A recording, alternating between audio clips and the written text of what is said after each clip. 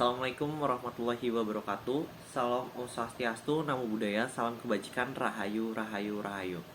Sebelumnya, perkenalkan nama saya Jisdan Salim dengan NIM E1A023117 dari kelas A angkatan 2023. Di sini saya akan mempresentasikan materi terkait dengan retribusi pengelolaan pertambangan rakyat.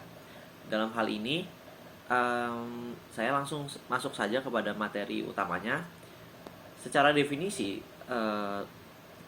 terkait dengan retribusi pengelolaan pertambangan rakyat, retribusi pengelolaan pertambangan rakyat adalah pungutan resmi daerah yang dibayar oleh masyarakat atau koperasi pemegang izin pertambangan rakyat sebagai biaya pengelolaan pembinaan dan pengawasan kegiatan tambang rakyat oleh pemerintah daerah. Sehingga tujuannya memang agar terkait tambang rakyat ini bisa lebih legal, lebih terdata, dan lebih tertib, sekaligus menambah PAD tanpa membebani rakyat secara berlebihan. Oke, berikutnya masuk kepada slide berikutnya terkait dengan latar belakang.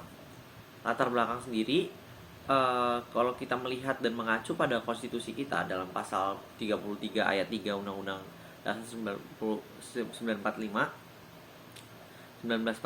nah, bahwa konstitusi telah menegaskan bahwa bumi, tanah, air, dan seisinya dikuasai oleh negara dan dipakai sebesar-besarnya untuk kesejahteraan masyarakat. Sehingga memang bukan hanya untuk segelintir pihak saja. Jadi pengelolaan pertambangan di sini harus berpihak pada kepentingan rakyat dan bukan sekedar suatu keuntungan perusahaan semata.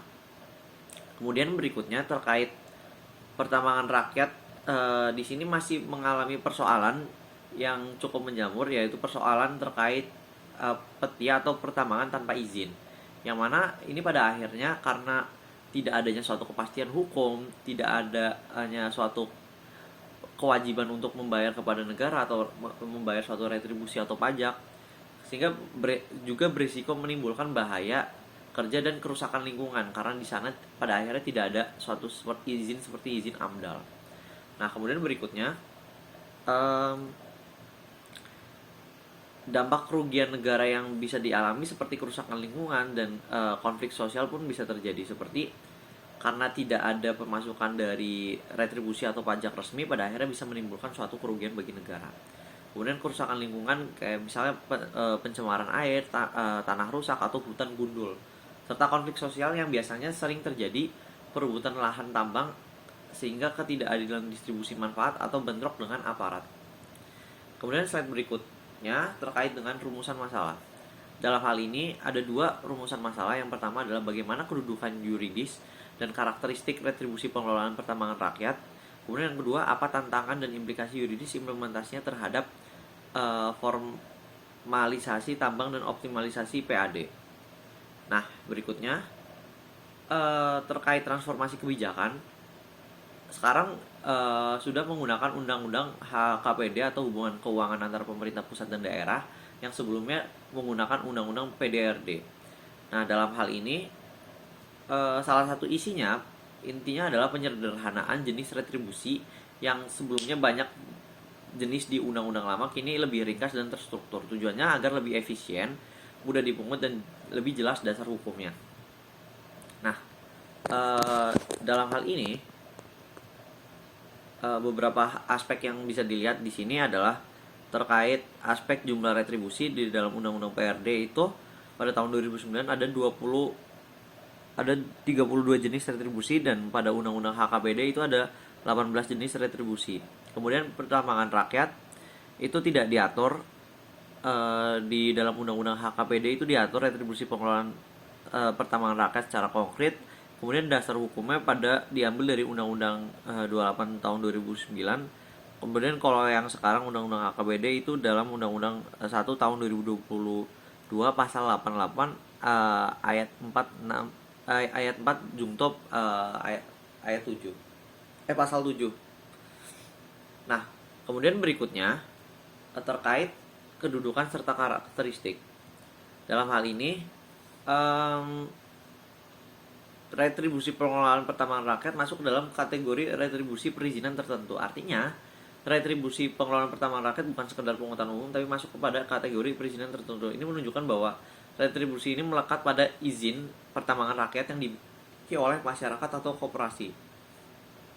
Definisi dari iuran pemegang IPR untuk biaya pengelolaan retribusi ini dipahami sebagai iuran wajib yang dibayarkan oleh masyarakat atau koperasi pemegang izin pertambangan rakyat tersebut. Nah, kemudian terkait subjeknya adalah masyarakat atau koperasi pemegang IPR. Kemudian objeknya adalah jasa pengelolaan dan pengawasan pertambangan. Kemudian terkait dengan yang menjadi dasar pemungutan adalah jasa yang diberikan pemerintah dalam pengelolaan kawasan tambang rakyat, pembinaan kegiatan, pengawasan agar tidak merusak lingkungan.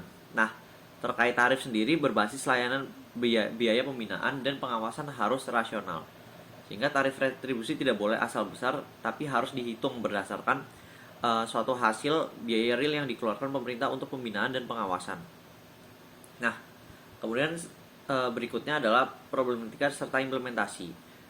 Nah, yang pertama adalah bergantung pada kebijakan Menteri SDM, WPR dan IPR harus ada terlebih dahulu. Dalam hal ini, retribusi pengelolaan pertambangan rakyat hanya bisa jalan kalau ada wilayah pertambangan rakyat WPR yang ditetapkan pemerintah dan masyarakat sudah dapat izin pertambangan rakyat atau IPR. Artinya, kalau WPR belum ditetapkan atau izin tidak keluar melalui mekanisme retribusi, maka nggak bisa dipungut, implementasinya bisa menjadi mandek. Kemudian yang kedua adalah formalisasi PETI yang menjadi terkendala kemiskinan dan birokrasi yang rumit. Nah, banyak penambang rakyat bekerja di sektor yang masih ilegal. Permasalahannya adalah mereka sulit beralih jadi legal karena biaya izin mahal dan proses perizinan rumit. Kemudian faktor kemiskinan bikin penambang lebih memilih jalur ilegal daripada mengurus izin resmi. Kemudian pengawasan yang lemah, dalam hal ini kapasitas aparat terbatas. Pemerintah daerah sering kekurangan SDM, dana dan alat pengawasan. Akibatnya sulit mengawasi tambang rakyat dan jumlahnya banyak tersebar. Pengawasan yang lemah membuka peluang pelanggaran hukum dan kerusakan lingkungan. Kemudian potensi PAD besar tapi biaya pengawasannya masih cukup tinggi. Kemudian resiko tarif tinggi, tambang ilegal menjadi tetap marak karena resiko tarif yang masih cukup tinggi. Nah,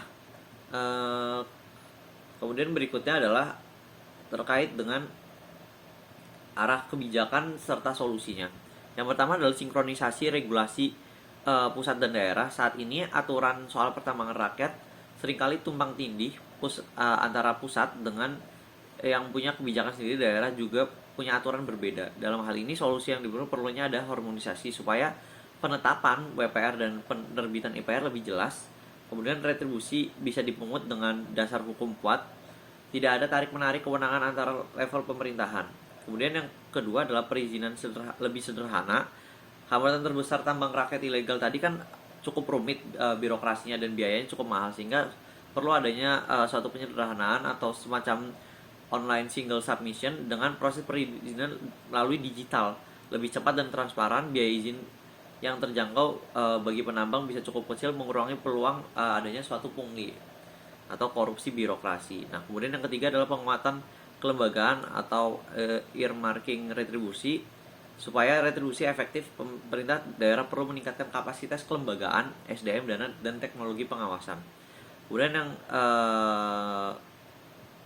yang keempat adalah penegakan hukum terintegrasi melalui persuasif dan represif. Penanganan tambang ilegal tidak hanya bisa dengan melalui cara-cara yang represif, namun perlu adanya suatu edukasi dan pemberdayaan dan legalisasi seperti jadi tambang rakyat yang resmi. Kemudian penindakan tegas bagi pelaku yang tetap membandel atau merusak lingkungan. Nah, kemudian terakhir terkait dengan kesimpulannya, pada hakikatnya retribusi pengelolaan pertambangan rakyat itu merupakan instrumen hukum baru dalam Undang-Undang HKPD. Kemudian yang kedua adalah karakteristiknya bukan sekedar izin tapi memang merupakan biaya pengelolaan dan pembinaan. Kemudian yang ketiga adalah tantangan izin tambang legal tersebut merupakan menjadi lemahnya penegakan hukum dan resiko tarif masih cukup tinggi. Dari tantangan dari izin tambang ilegal tersebut masih adanya lemah penegakan hukum dan resiko tarifnya masih cukup tinggi. Kemudian yang menjadi kunci adalah bagaimana mensinkronisasi mensimplifikasi pengawasannya lebih diperkuat, serta penegakan hukum lebih adil. Karena dalam hal ini sinkronisasi dibutuhkan agar regulasi tidak tumpang tindih, simplifikasi agar lebih mempermudah dan mempercepat, misalnya lewat tadi sistem OSS, pengawasan kuat dengan SDM dana yang memadai, serta penegakan hukum adil, kombinasi persuasif dan represif. Nah, mungkin sekian pemaparan dari saya terkait retribusi pengelolaan pertambangan rakyat. Mungkin sekian yang dapat saya sampaikan, kurang lebihnya mohon maaf. Wassalamualaikum warahmatullahi wabarakatuh.